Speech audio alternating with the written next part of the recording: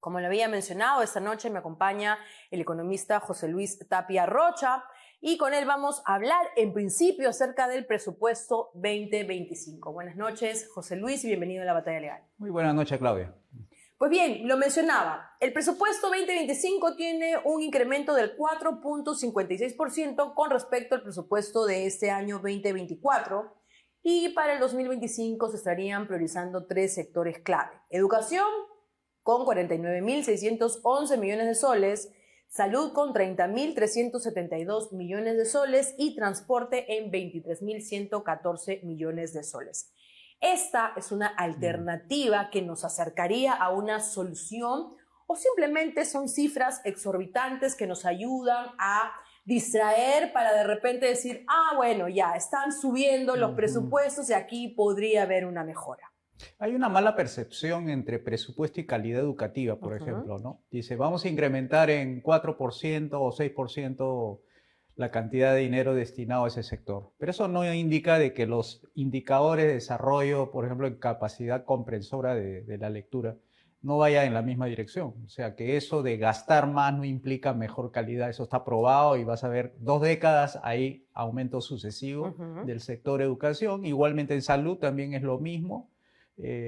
O sea, lo que estamos viendo es simplemente cómo contentar a los sectores que están interesados en ese aumento. Por ejemplo, mucho de ese gasto que se va a hacer es más que todo en gasto corriente. O sea, eso implica de que no va a haber altas tasas de crecimiento, por ejemplo, en número de carpetas, número de laptop, mejoras en las pizarras, en los baños, igualmente en los medicamentos, por ejemplo, los procedimientos quirúrgicos necesitan herramientas, equipos, tampoco.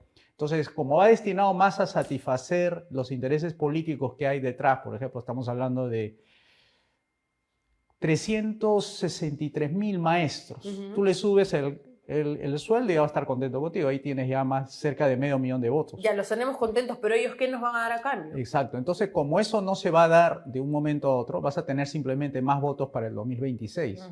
Igualmente en el sector salud, son 59.000 médicos que le van a incrementar su presupuesto y igualmente van a votar 59.000. O sea, justamente cuando tú te das cuenta, el panorama, digamos, presupuestario y también lo que significa en términos de votos, cuánto hay, te vas a dar cuenta que siempre educación va a estar en primer lugar, porque ahí está concentrado más la votación, porque tienes a un sindicato fuerte de cerca de 500.000 de maestros, que son 500.000 de votos, y sin contar a los administrativos y directores, etcétera. Entonces, esto podríamos decir de alguna manera, José Luis, que las decisiones con relación a estos incrementos en los presupuestos están definitivamente determinados y dirigidos a las urnas para el 2026. Sí, es un incremento político. No hay que perder de vista de que todo presupuesto siempre se elige, se consolida en base a criterios políticos. El ministro, por ejemplo, de Economía podrá hacer PhD en la universidad donde esté, pero eso no significa que deje de ser político en lo que hace. Totalmente. O sea, también igual el ministro de Salud.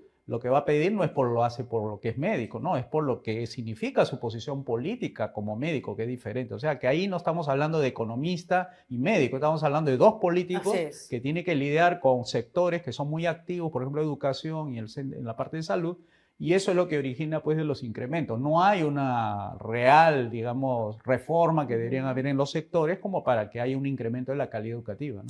¿Cuál hubiera sido la estrategia mejor tomada de alguna manera, por así mencionarlo? Porque usted menciona, perfecto, hay un incremento, pero no hay reformas. ¿Cómo debería haber ido acompañado esto, José Luis? Bueno, esto tiene que ir dentro de un paquete de reformas, ¿no? Por ejemplo, reforma política, económica, educativa, salud y pensión. Ya, esas 5 tienes que llevarlas de manera simultánea.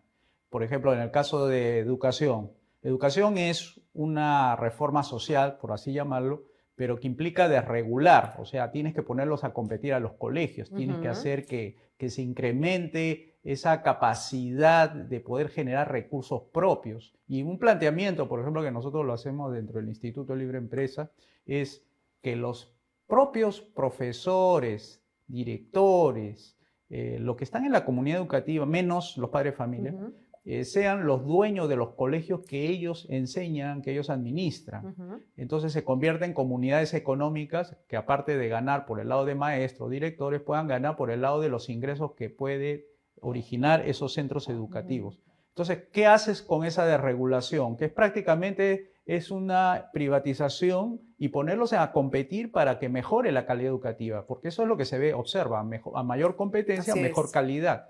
Y eso igual lo podemos hacer en el sector salud también. Los médicos, enfermeras, técnicos, administrativos pueden también ser dueños de los centros y establecimientos hospitalarios. Con su debida acciones, cada uno tiene acciones porque es dueño, y ellos deciden en Junta General quién nombra, si a un gerente general, contratan a alguien para que administre tanto los centros de salud como los colegios. Igual se desregula el sector salud, se privatiza y se abre todos los mercados para que funcione. Pero esto, como te dije, estos dos no pueden ir solo aislados. Tiene que ir con una reforma económica y a la vez una reforma política. Porque la reforma política, la reforma económica refuerza el sector salud y refuerza el sector educación. En la política tú tienes que reducir el tamaño del Estado, porque es demasiado grande y no hace bien las cosas. Por ejemplo, seguridad ya tú has visto que no funciona. Entonces tienes que redimensionar el Estado, hacerlo crecer donde se necesita y reducir donde no se necesita. ¿Dónde hay que hacer crecer? Seguridad, justicia y obras públicas. Y se reduce todo lo que no sea económico. O sea, perdón, todo lo que sea económico se reduce. Para ir trasladando todos los recursos que estaban en un lado donde no hace nada el gobierno, bueno, y lo trasladas en seguridad, que es la gente más lo necesita. Así es. Y efectivamente, cuando haces esa reforma política, lo haces simultáneamente con la económica. ¿Y la económica qué significa? Reducir impuestos. De 36 impuestos, reducirlo a 1, que es el impuesto único y universal uniforme. Y eso significa que reduce los costos y precios aproximadamente 40%. Significa que la pensión de por ejemplo, un padre de familia paga 400 soles, pagaría 200. Si fuera pero siempre que también la entidad educativa lo acceda, porque ahí también tenemos el negocio de las instituciones educativas particulares. No, sí, lo van a bajar porque bajan los costos también. O sea, baja la luz, el teléfono, incluso todo baja de precio, y eso le da mayor capacidad adquisitiva a los padres de familia, porque serían 50% más ricos. Pero como estas reformas son grandes, entonces tienen más impacto, entonces hace que los ingresos de los padres de familia suban, para que no digan después, pero ¿de dónde va a sacar plata para pagar los colegios privados? No, de los ingresos que va a subir, porque eso es natural. Siempre las economías abiertas rinden más ingresos que las economías cerradas, ¿no? Entonces, para terminar con este tema, si no tenemos reformas estructuradas, ¿de qué manera se puede beneficiar finalmente a los sectores que más necesitan de este presupuesto? Más presupuesto y más presupuesto, como si esa fuera la solución, y nos van a mantener así durante décadas, y lo peor es que pagan estos platos rotos los niños, ¿no? El futuro. Así es. Los pacientes, los que están enfermos, no van a haber salida, van a tener que esperar 1 mes, 2 meses para que le den una cita médica, una operación, por más pequeña y sencilla que sea, pero lo van a hacer esperar. Y hay gente que no puede esperar. Entonces, eso es lo más importante, ¿no? Para Dina Boluarte, seguro que está ingresando su 3er año de gestión. Esto es un exitazo, ¿no? Como ella lo menciona, todo es historia, todo está marcando históricamente. Pero históricamente también ella ha tenido una ausencia en la Conferencia Anual de Ejecutivos, que es el CAE 2024. ¿Y esto podría afectar la percepción de estabilidad y confianza de nuestro gobierno, José Luis? Bueno, te diré que ellos representan muy poco en relación al Producto Bruto Interno, son empresas grandes, registran nada más el 55%, otros dicen que es el 45% del total de la economía. O sea que quienes están ahí en el CADE está hablando de un sector formal que poco peso social y también económico tiene. Pero bueno, como eso es lo que, digamos, atrae cámara, atrae público, van los presidentes, esta vez no fue. Exacto.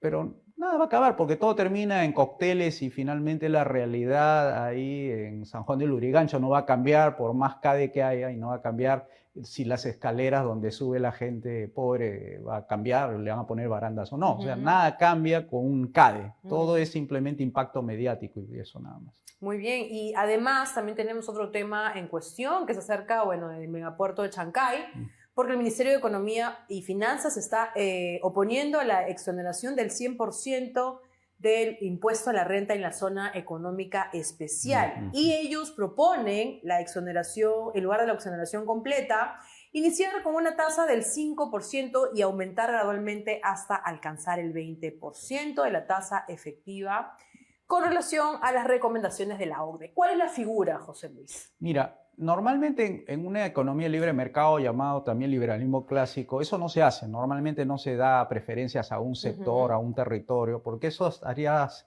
rompiendo el principio de igualdad ante la ley. Todos somos iguales de la ley, por más que Chancay esté ahí y sea importante, ¿no?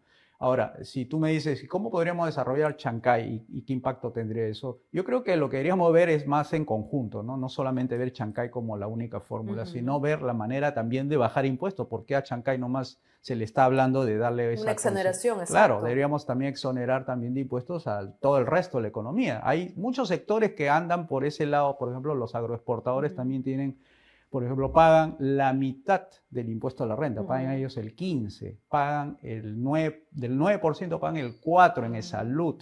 Las vacaciones no son de 30, sino de 15. Y tú ves cómo se desarrolla ese sector. Así como funciona para el caso de agroexportador, deberíamos hacer para el resto de la economía. Bajar los impuestos, por lo menos el impuesto a la renta de 29 a 15, y vas a ver cómo vas a crear empleos de calidad y vas a tener a la gente más contenta porque va a tener mejores ingresos, ¿no? Entonces, hablar de una estrategia con la exoneración del 100% del impuesto a la renta no sería algo tampoco viable, por así decirlo. ¿En qué nos afectaría a nosotros? Mira, ahí justo me hace recordar algo. Tú sabes que Trump está proponiendo eso del 60% de los aranceles. Sí. Cualquier oferta exportable que sale del Perú tendría consideración. ¿Qué pasa por Chancay? Exacto. Claro, eso es porque hay una idea equivocada de que el puerto de Chancay es chino. Y eso habría que aclarar, porque si le damos todo lo que los chinos piden, van a decir, entonces como piden y le dan, probablemente ese sea pues el puerto de los chinos, ¿no? Sin que lo pueda declarar el gobierno peruano de esa manera.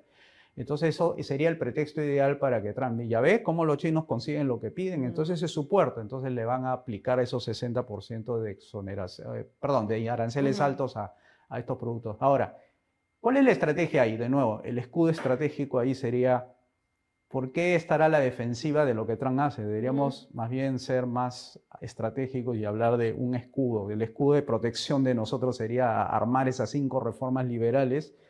Así consigues que bajen los costos y precios en un 40% y el diferencial entre 60 y 40 es 20. O sea, 20 nos afectaría porque este programa de las 5 reformas hace bajar los costos en un 40, 50%. Entonces, si 60 es lo que te sube y 50% te hace el programa bajar de costos y precios, te vuelves competitivo y la diferencia del 10% sería el impacto real. O sea que hay, digamos, estrategia no que tenga que ser proteccionista. Por ejemplo, pone arancel Estados Unidos y por consecuencia el país que se ve afectado también pone su 60% de arancel, como que el combate proteccionista va a salir ganando ambas partes, ¿no? Muy buena estrategia, José Luis, y muchas gracias por habernos aclarado todos estos puntos que precisamente muchas veces a la audiencia, por no entender, dicen, hay otro día, pero acá lo que queremos precisamente es que se interesen por ese tipo de temas porque la economía, con relación al crecimiento económico y al impacto que se tiene, nos afecta a todos nosotros. Te agradezco nuevamente por estar con nosotros